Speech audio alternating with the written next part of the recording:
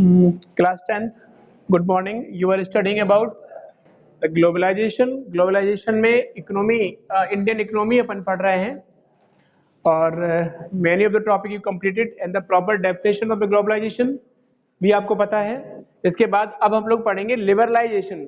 But liberalise का मतलब क्या होता? लिबरलाइज का मतलब होता है किसी भी, कहना चाहिए कि किसी भी व्यापार में, किसी भी ट्रेड में बैरियर्स का लगना, उस बैरियर्स को रिमूव करना. बैरियर्स को रिमूव करने का काम WTO का होता है. अगर किसी देश में ट्रेड पर लगे बैरियर्स रिमूव कर दिए जाते हैं तो वो देश के व्यापार को लिबरलाइजेशन कहेंगे. It means remove the restrictions of the trade or a restrictions of a trade and also the taxes remove. This is known as liberalization. मतलब व्यापार सरल, सुगम, आसान हो जाता है अगर ये हो जाए. अगर ट्रेड लिबरलाइज हो जाए तो किसी भी देश का ट्रेड बिल्कुल सुगम, बिल्कुल सरल हो जाता है. उस पर किसी तरीके का कोई प्रतिबंध नहीं रहता है. If any of the country taken कहना चाहिए restrictions and interference, then interfere by the World Trade Organization. World Trade Organization दुनिया की ऐसी संस्था है जिसे कहते हैं विश्व व्यापार संगठन. यह इंटरफेयर करेगा अगर कोई बीच में दखलंदाजी करता है. देखो आपको पता है कि G77 group of the developing nation demand the new international economic order. G77 ने न्यू इंटरनेशनल इकोनॉमिक ऑर्डर की मांग करी और इसके बाद एस्टेब्लिश भी हुआ. अब now in this time a real control of the nation एक शुरू हो गया. मतलब कहने का जिस देश के जो रिसोर्सेज हैं उसका वास्तविक मालिक भी वही होगा. Is it clear? वास्तविक मालिक भी वही होगा. पहले कोई भी देश किसी भी देश के रिसोर्सेज को यूटिलाइज कर सकता था, उस देश को परेशान कर सकता था, कॉलोनियल बना सकता था. But now in this time world trade organisation work कर रहा है. ये हमने कल समझा दिया था. इसके बाद हम आ गए हैं इस पे और इसके साथ साथ लिबरलाइज का फायदा भी देखो कुछ रह गया था, बता देते. After independence India government had put barriers to foreign trade and foreign investment. There was a considered necessary for the protect the producer. देखो भारत की सरकार ने भी, इंडियन गवर्नमेंट में भी, ये कह लो after independence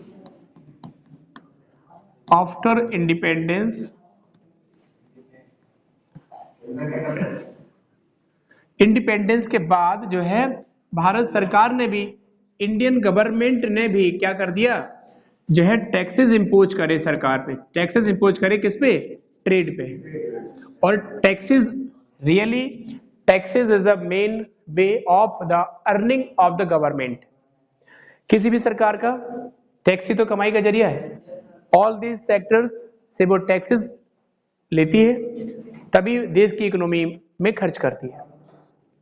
railway, electricity, road construction and many of the welfare programme for the people taxes से भी तो करती है. अपन से टैक्स लेके अपन ही को वापस देती है. तो इस तरीके से, लेकिन वो कह रहा कि इंडिपेंडेंस के बाद भारत सरकार ने भी ये सब शुरू किया, लेकिन इसमें प्रोटेक्शन चाहिए. कह रहा कि प्रोटेक्शन मतलब इतने टैक्स इंपोज ना किए जाएं कि बाहर से आने वाला कोई सामान, कोई कमोडिटी आना ही बंद हो जाए. इसलिए क्योंकि अगर हम किसी भी, जब सामान कोई इंपोर्ट हो रहा है बाहर से, हम इंपोर्ट कर रहे हैं, बाहर से मंगा रहे हैं और उस पर सरकार ने टैक्सेस बढ़ा दिए तो क्या हो जाएगा? कम हो जाएगा. एग्जाम्पल में अगर हम चाइनीज टॉयज लेते हैं, चाइनीज टॉयज है ना, खिलौने हैं. अगर यहाँ पे देखिए एक तरफ क्या करती कि टैक्स कम करे, टैक्स एक प्रॉपर रहे जितना होने चाहिए. टैक्स लो होगा तो इसके प्राइस भी अच्छे होंगे ना, प्राइस भी लो होंगे. इसका रिजल्ट होगा कि जो पीपल ऑफ इंडिया, भारत के लोग आसानी से खिलौने खरीद सकेंगे. एक चीज, लोग खुश, टैक्स भी सरकार को कुछ मिला, चाइना की कंपनी बिजनेस भी कर रही है. अगर इसको हटाना है तो क्या करेंगे, टैक्सेस को बढ़ा देंगे, बस कुछ नहीं करना, टैक्सेस को इंक्रीज करेंगे, खत्म। टैक्सेस इंक्रीज, उसका प्रॉफिट कम हुआ, वो कहेगा अब हम क्या करेंगे आपके देश में बिजनेस करके। कल मैंने कहा था सेज प्रोवाइडेड कराई जाती है, स्पेशल इकोनॉमिक जोन प्रोवाइड कराई जाती है किसी भी विदेशी व्यापारी के लिए। इंटरनेशनल जो इन्वेस्टर होता है या आपके देश का है, आपके किसी कहीं का भी है, अगर उस इन्वेस्टर को वो करना है, अट्रैक्ट अपनी तरफ करना है, तो मैनी ऑफ द सिचुएशन को सरल सुगम बना के उसे देना होगा। Electricity, road, pani, bijli, labour, resources, raw materials also provided over here. Then इन सब बातों से इन्वेस्टर अच्छे से अट्रैक्ट हो जाएगा और डेफिनेटली आपके देश में बिजनेस शुरू कर देगा। जब वो इंडस्ट्रियलाइजेशन करेगा, आपने रशिया में पढ़ा होगा, हमें पढ़ा है, आपने बहुत मन से पढ़ा है रशिया रेवोल्यूशन, सब कुछ पता भी होगा, हम किसी से भी पूछ लें सब बता देंगे, इसीलिए हम पूछेंगे नहीं आपसे, है ना, क्योंकि जबरदस्ती में स्पेस उसमें भरेंगे अच्छा नहीं, क्योंकि नॉलेज हायर लेवल पर है। खैर बड़ी I am happy with you. So दूसरी चीज, रशिया में मैंने बताया था कि जब लोग रशिया रेवोल्यूशन तक पहुंच गए थे, इसके बाद रेडिकल्स के कॉन्सेप्ट, लिबरल के कॉन्सेप्ट थे कि हम अर्बनाइजेशन और इंडस्ट्रियलाइजेशन बढ़ाएं। When industrialization increase in the city, in the town, in the village, इंडस्ट्रियां बढ़ेंगी मतलब भीड़ बढ़ेगी। भैया नई फैक्ट्री खुली बगल में, चलिए काम देखने चलते हैं। पढ़े लिखे, बगैर पढ़े लिखे, skilled and unskilled people want to contact the manager of the industry, want to take the some type of the job or services। लोग दौड़ेंगे और जहां भीड़ होगी वही तो शहर होंगे। भीड़ होगी तो लोग कहेगा यहाँ पे लोग भाई बहुत आ रहे हैं, एक समोसे की दुकान खोल लेते रास्ते में, बहुत लोग निकलते, खोल लिए, एक फिर और खोल लिया। तो इस तरीके से धीरे धीरे उस वे में, जस्ट लाइक वियतनाम में जाने 200 के लगभग की पॉइंट बनाए हुए थे।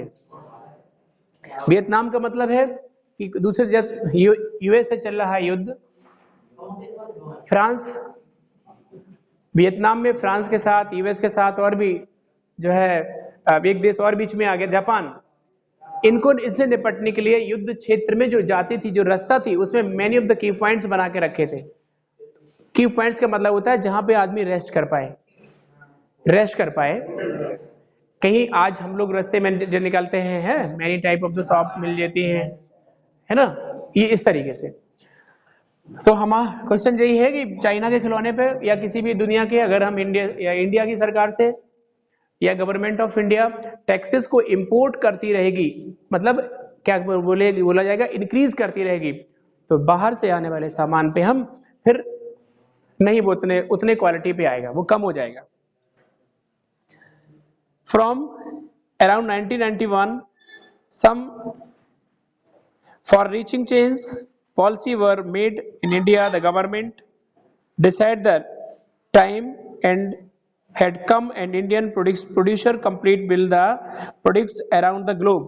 और भारत सरकार ने भी कुछ ऐसे प्रोजेक्ट तैयार करे एक लिमिटेड समय में जो दुनिया के लिए प्रोडक्ट बनाते थे, है ना।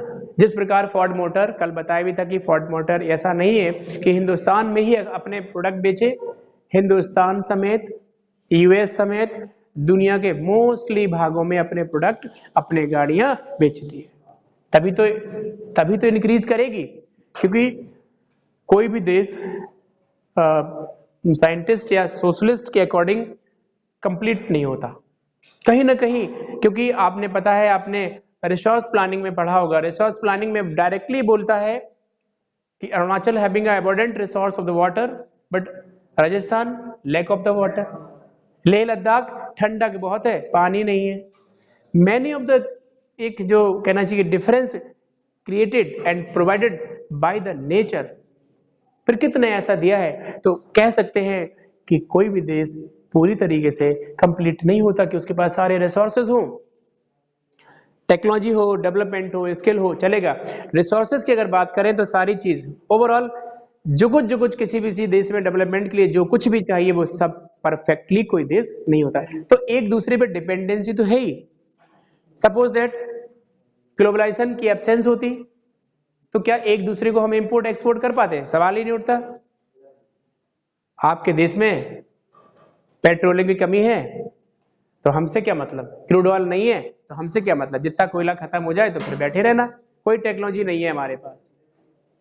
तो बाय द ग्लोबलाइजेशन हमने इंपोर्ट एक्सपोर्ट बढ़ाया और एक दूसरे की जो नीड को फुलफिल किया, एक दूसरे की नीड को फुलफिल किया, उसकी तरक्की में हमने जो है बाधा नहीं पहुंचाई, हमने सपोर्ट किया, यही ग्लोबलाइजेशन।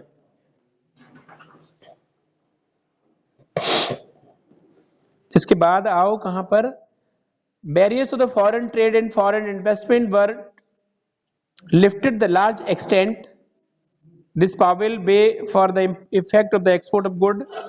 सीधे सीधा है,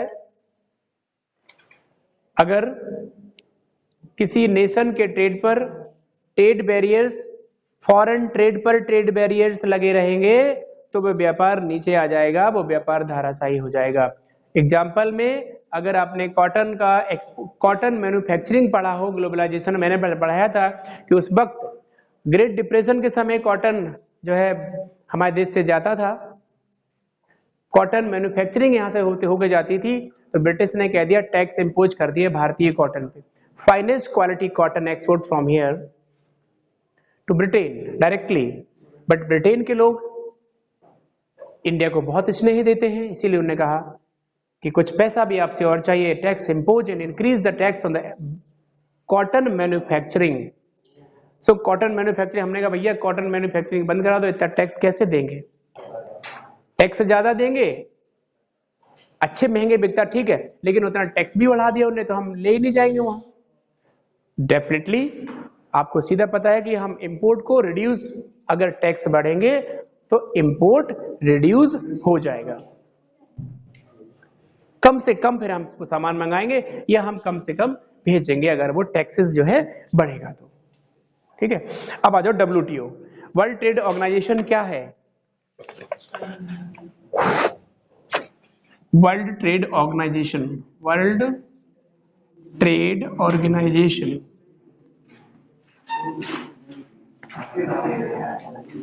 देखो, विश्व व्यापार संगठन एक इंटरनेशनल ऑर्गेनाइजेशन है, ये एक विश्वव्यापी संस्था है, एक जो 2 या 2 से अधिक देशों के बीच हो रहे व्यापार पर लगे प्रतिबंध को रिमूव करती है या इंटरफियर करती है।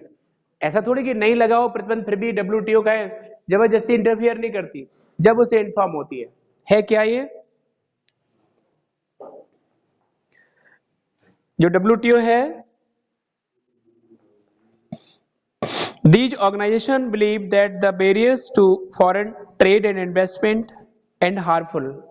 इस WTO का मानना है कि किसी भी देश के ट्रेड पर लगे ट्रेड बैरियर्स हार्मफुल होते हैं। डेफिनेटली उसने एक लाइन में बोला कि हार्मफुल रिस्ट्रिक्शंस होते हैं जब किसी भी देश के व्यापार पर प्रतिबंध लगे होते हैं। Is it clear? इसीलिए इसका काम है इसको लिबरलाइज करने का। इसके बाद है all countries in the world should liberalise their policies. World trade organisation is one such organisation who is aim the liberalise the international trade. पहले कह चुके हैं हम, वर्ल्ड ट्रेड ऑर्गेनाइजेशन का उद्देश्य होता है अंतरराष्ट्रीय व्यापार पर लगे प्रतिबंध। ठीक है, अंतरराष्ट्रीय व्यापार पर लगे प्रतिबंध को रिमूव कर देना, रिस्ट्रिक्शंस को हटा देना। एक ऐसी विश्वव्यापी संस्था है जो व्यापार को लिबरलाइज करती है। अब अपन को लिबरलाइज ही नहीं आता तो फिर कोई बात नहीं, तो लिबरलाइजेशन पहले उसने बता दिया कि लिबरलाइजेशन ये होता है, अब वो व्यापार को लिबरलाइज कर रहा है। It was started at the intermediate initiative of the develop on the countries. WTO established rules regarding international trade and WTO 166 देशों, मोर देन 166 देश इसके सदस्य देश हैं। वर्ल्ड ट्रेड ऑर्गेनाइजेशन में 166 कंट्रीज इसके सदस्य देश हैं। और WTO जुलाई से 2016 में जो है 2016 में WTO के मेंबर देशों की संख्या 166 हो चुकी थी। क्वेश्चन पेपर में 2016 166 नहीं 65 लिखा है इसमें। देखिए 2016 के अकॉर्डिंग 165, 6 भी लिखोगे तो चलेगा क्योंकि नियर अबाउट ऐसा near about 165 countries member over here in July 2016। इस तरीके से आप इसको लिख सकते हैं। लेकिन सुनो डेट कंपलसरी होगा बेटा। अगर आपने डेट लिखी तो फिर वो क्वेश्चन सही हो जाएगा। अगर आपने ऐसे हवा में लिख दिया तो कहेगा कि इन विच वे, इन विच डेट, और किस उसमें सेंचुरी में चल रहा था, किस डिकेट में चल रहा था। 2016 जुलाई ही है इसमें। Through WTO expect allow to free trade for all. WTO के मुताबिक अब दुनिया के सारे देश व्यापार करने के लिए फ्री है, पूरी तरीके से बिल्कुल फ्री है। It in practice observed that developed countries have unfair retain trade barriers। अब डायरेक्टली हमने ये बात जो बताई थी यहाँ पे कि डेवलप्ड नेशन किसी भी देश के डेवलपिंग देश पर रिसोर्सेस का गलत यूज नहीं कर सकते, ओवर यूटिलाइज नहीं कर सकते, विदाउट द परमिशन उस सरकार में नहीं आ सकते, उस देश में नहीं आ सकते। जब से NIEO बना, जब से डेवलपिंग देशों ने new international economic order create किया, मतलब उसकी डिमांड रखी, एस्टेब्लिश हुआ। सो नाउ जब से WTO आया, व्यापार को लिबरलाइज किया गया, तभी से एक देश जिसके रिसोर्सेस का खुद वो ओनर बन गया।